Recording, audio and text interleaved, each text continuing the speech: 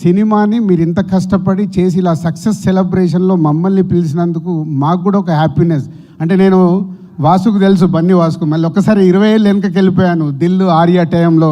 అంటే ఆ బిగినింగ్ వచ్చే ఆ ఎనర్జీ, ఆ సక్సెస్ మామూలుగా ఉండదు. అది ఇప్పుడు మీరు పొందుతున్నారు.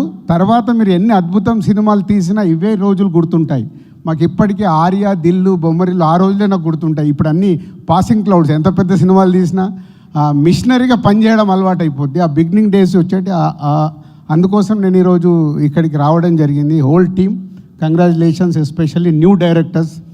ఎందుకంటే సినిమా ఇండస్ట్రీలో చాలామంది డైరెక్టర్స్ అవ్వాలని ప్రయత్నం చేస్తూనే ఉంటారు. ఎంతోమంది కథలు చెప్తారు. అందులో కొందరికి అవకాశం వస్తుంది. ఆ అవకాశం వచ్చిన వాళ్ళకి కూడా సక్సెస్ రాదు. కొందరికే సక్సెస్ వస్తుంది. ఆ కొందరిలో మీరున్నారు చూడు, అది కంగ్రాచులేషన్స్. అది డ్యూయల్. ఇద్దరు చేయడం అనేది, ఇద్దరు మైండ్ సెట్స్ ఒక సినిమా సక్సెస్ చేయడం అనేది అంత ఈజీ కాదు. ఇద్దరు మైండ్ సెట్స్ సింక్ అవ్వవు.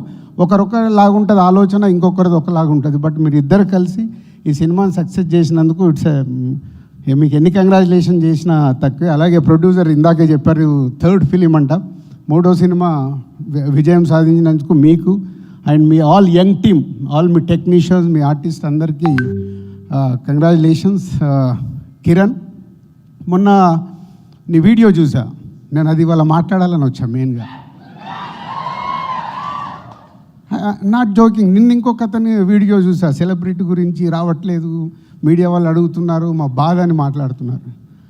ఇక్కడ మిమ్మల్ని మీరే ప్రూవ్ చేసుకోవాలి. ఎవడో ఏదో అంటున్నాడని మీరు భయపడకూడదు. మీ టాలెంట్ ఉంటే నువ్వు సక్సెస్ అయ్యావు. ఈరోజు మీ డైరెక్టర్స్ దగ్గర టాలెంట్ ఉంటే వాళ్ళు సక్సెస్ అయ్యారు. ఇక్కడ ఓన్లీ టాలెంట్. ఎవరిని ఎవడు సపోర్ట్ చెయ్యడు. ఎప్పుడో మీరు సక్సెస్ వచ్చినప్పుడు మాలాంటి వాళ్ళు వచ్చిన అభినందిస్తాం, అంతేగాని ఈ సినిమా మీది, ఈ జర్నీ మీది. మీరు కష్టపడి చేసుకున్నారు కాబట్టి ఈరోజు కా అనే సినిమా ఇంత విజయం సాధించడం జరిగింది. ట్రోల్స్ మాట్లాడావు.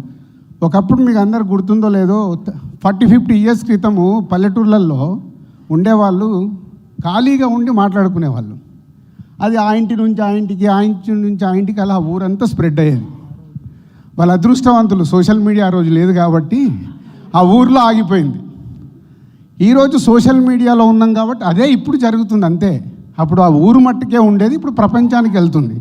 దానివల్ల నీకేం జరగదు. నీ సక్సెస్ మాట్లాడాలి. అలా ఎమోషనల్ నెక్స్ట్ అవ్వకు నువ్వు, ఎందుకంటే నీ దగ్గర టాలెంట్ ఉంది. మన నీ వీడియో చూస్తే నాకు అర్థమైంది. నీ బ్యాక్ డ్రాప్ ఎక్కడో చిన్న కుటుంబంలో పుట్టి నిన్ను నువ్వు నమ్ముకొని ఈ సినిమా ఫీల్డ్లోకి వచ్చి సక్సెస్ అయ్యావు. ఆ రోజు నీకు ఎవరు సపోర్ట్ లేదుగా ఇండస్ట్రీలో, బట్ నువ్వు సక్సెస్ అయ్యావు. ఇప్పుడు నేను ఒక పల్లెటూరుకి వెళ్ళి వచ్చా, నాకెవరు సపోర్ట్ లేదు. ఒక సినిమా అనుకొని వెళ్ళి సక్సెస్ అయ్యి ఈరోజు నిలబడ్డాం. ఇక్కడ మన హార్డ్ వర్కే మనం నిలబడుతుంది. అదే నమ్ముకోవాలి. ఎవరో ఏదో చేస్తారు ఇక్కడ ఇండస్ట్రీలో అంటే ఎవరు ఏమి చేయరు. అది గుర్తుపెట్టుకోండి. మీ సక్సెస్ మీ హార్డ్ వర్కే ముందుకు తీసుకెళ్తుంది. ఎప్పుడు కామెంట్లు చేస్తుంటారు, వెనకకు లాగేస్తున్నారు, మాకు సపోర్ట్ చేయట్లేదు, మాకు అది. ఎవరు సపోర్ట్ చేయరు ఇక్కడ, ఎవరు వెనకకు కూడా లాగరు. నీ సినిమాకి ఎన్ని థియేటర్లు దొరకాలో అన్ని థియేటర్లు దొరికాయి. నీ సినిమాకు ఎంత రెవెన్యూ రావాలో ఈరోజు అంత రెవెన్యూ వస్తుంది. ఎందుకు? నీ సినిమా వల్ల. ఎవరే చేయరు.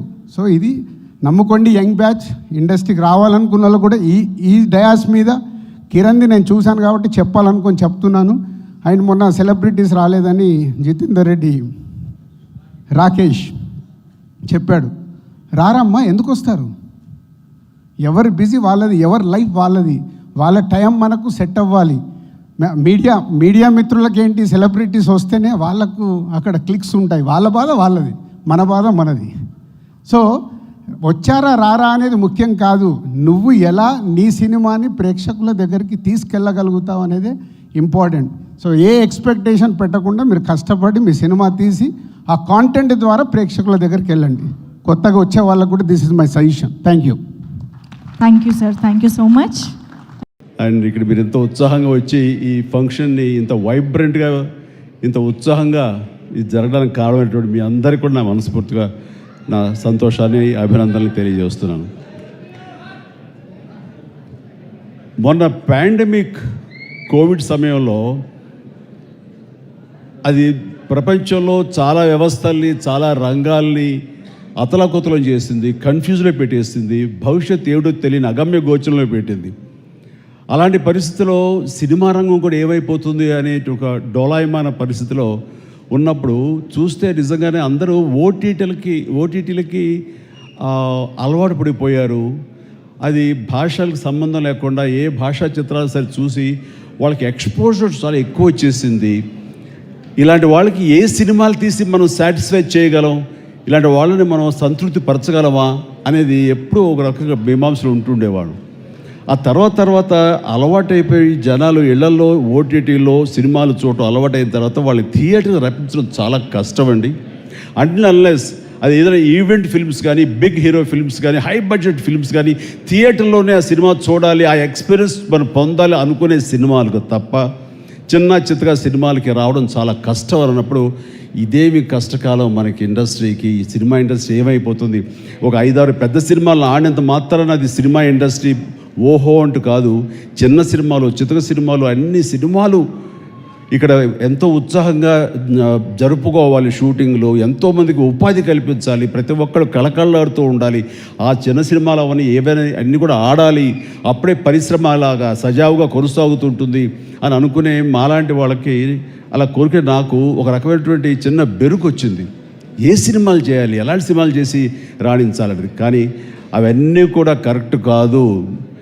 ప్రేక్షకుల్లో ఎప్పుడు తప్పు ఉండదు. ఏదైనా తప్పు ఉండి సినిమాలు ఆడలేదు, రాణించలేదు అంటే అది ఇదిగో స్టేజ్ మీద మా అందరి తప్పే తప్ప అది ప్రేక్షకుల తప్పు కానే కాదు. అది ఉదాహరణగా ఈ సంవత్సరం 2024లో ఆరంభంలో ఇక్కడ ప్రశాంత్ వర్మ ఉన్నాడు, తను సజ్జా తేజ వీళ్ళు చేసినటువంటి సినిమా హనుమాన్, ఆ సినిమాతో శుభారంభం అయింది. ఆ సినిమాని అనూహ్యంగా లోకల్గా అనుకున్నారు, కానీ ఆంధ్ర తెలుగు సినిమా కాదు, అది ఆల్ ఇండియా సినిమాపై అయిపోయింది. అక్కడి నుంచి ప్రారంభమైనటువంటి ఈ ఆదరణ, చిన్న సినిమాల పట్ల ఆదరణ, చిన్న సినిమాలు అనుకున్నవి, లో బడ్జెట్ అనుకున్నవి తీసిన సినిమాల్ని హై బడ్జెట్ సినిమాల్ని పెద్ద సినిమాలుగా మార్చారు మన తెలుగు ప్రేక్షకులు. అది అందులో దాని తర్వాత వచ్చినటువంటి మన వరుస సినిమాలు, నాకు పేరు వరుస గుర్తు రావట్లేదు, కానీ చాలా సినిమాలు అంటే నీహారిక తీసిన కమిటీ కుర్రవాడు కానివ్వండి, ఆ తర్వాత మన సిద్ధు జొల్లగడ్డ చేసినటువంటి టిల్లు సినిమా కానివ్వండి, ఆ తర్వాత ఆయ్ అనే సినిమా, ఇట్లా ఒకటేంటి చాలా సినిమాలు వరుసగా హిట్ అవుతూ ఒక్క సమ్మర్ మాత్రం అంత మంచి సీజన్ ఈ సినిమాలు లేకుండా చేసుకోవడం అది మన ఒక జాప్యంలో జరిగేటువంటి పొరపడే తప్ప. ఆ తర్వాత మళ్ళీ చూస్తే కనుక మొన్న దీపావళికి అమరన్ కానీ, కానీ, ఆ తర్వాత లక్కీ భాస్కర్ కానీ ఇవన్నీ కూడా ఎంత ఆదరణ పొందినాయి అంటే అంతా ఇంత కాదు. వీళ్ళ వెనకాల ఎవరు పెద్ద డైరెక్టర్స్ ఎవరు లేరు, పెద్ద యాక్టర్లు ఎవరు లేరు, ఇది కోటాను కోట్లు ఖర్చు పెట్టి తీసినవి కావు. బట్ కంటెంట్ అన్నది ఈ రోజున మన ఆయువు పట్టు. ఆ కంటెంట్ బాగుండాలి, సినిమాల్లో ఎంటర్టైన్మెంట్ పొందగలగాలి, వాళ్ళు ఇవ్వగలగాలి. మనం అది ఆస్వాదించడానికి ఎప్పుడు ప్రేక్షకులు రెడీగా ఉంటారు. అది అందుకనే అంటాను, ఏదైనా సినిమాలు ఆడవు, ఇక ఓటీటీకి అలవాటు పడిపోయారు, థియేటర్స్ రావడం అది కష్టం అనేది మాత్రం అవాస్తవం. ఈ రోజున మొన్న ఈ సినిమా వరుసలో మన సత్య ఇందులో ఉన్నాడు. సత్య చేసినటువంటి అలాగే మన కీరవాణి గారి అబ్బాయి చేసిన శ్రీ మత్తు వదలరా 2 ఎంత బాగుంది ఆ సినిమా, ఎంత సరదాగా ఉంది, ఆద్యంతో చాలా చాలా బాగుంది. ఇవన్నీ కూడా నేనే ఉత్సాహంగా సినిమాలు 2 సార్లు చూశాను ఆ సినిమా.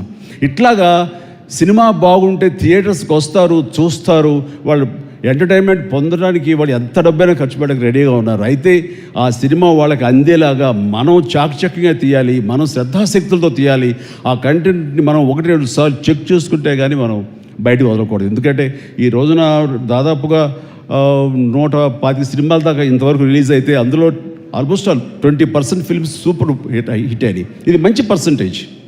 అండ్ ఆ రకంగా ఈ రోజున ఈ జీబ్రా మంచి కంటెంట్ తోటి ఉందని అర్థమవుతుంది. ఇది వెరీ గుడ్ ఎంటర్టైన్మెంట్ ఉంది. ఇందులో మంచి స్టార్ కాస్ట్ ఉన్నారు, అందరూ వండర్ఫుల్ యాక్టర్స్ ఉన్నారు. అండ్ టోటల్గా ఇది మంచి ఎంటర్టైన్మెంట్తో పాటు ఒక క్రైమ్ ఎలిమెంట్, ఇప్పుడే విన్నాను ఫ్యామిలీ కూడా ఉంది, ఎమోషన్స్ ఉన్నాయని విన్నాను. ఖచ్చితంగా ఈ జీబ్రా మంచి హిట్.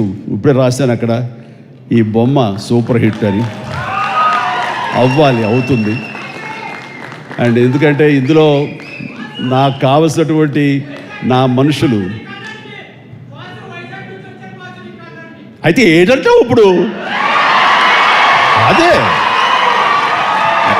అది కాదురా, నువ్వు వచ్చావు వైజాగ్ నుంచి, సంతోషమే. మరి బొమ్మను నువ్వు వైజాగ్లో ఆడించాలి. అదే అలా అయితే బలవాడువే. మన హీరోది కూడా అదే ఊరే. కూర్చోరా కాసేపు. సో ఈ ఇందులో సత్యరాజు గారు ఉన్నారు, సత్య ఉన్నాడు, అండ్ సునీల్, అందరికి మించి నా బ్రదర్, అండ్ కన్నడ నుంచి వచ్చినటువంటి ఒక అద్భుతమైన యాక్టర్ ధనుంజయ.